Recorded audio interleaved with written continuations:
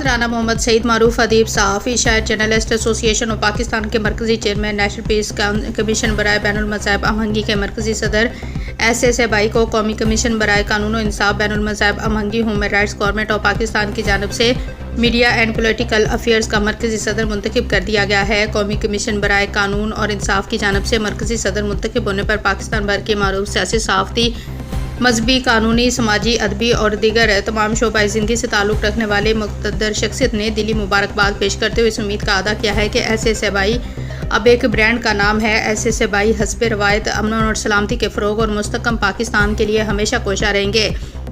مرکزی صدر منتخب ہونے کے بعد SSABI نے اپنے میڈیا پیغام میں کہا ہے کہ مثبت اور مثالی روشن پاکستان کے لیے پاک آرمی اور گورنمنٹ آف پاکستان کے شانہ بشانہ ہماری کاوشوں کی پذیرائی عالمی سطح پر ہو رہی ہے۔ مستقبل قریب میں انشاءاللہ پاکستان اور پاکستانی عوام دنیا پر راج کریں گے۔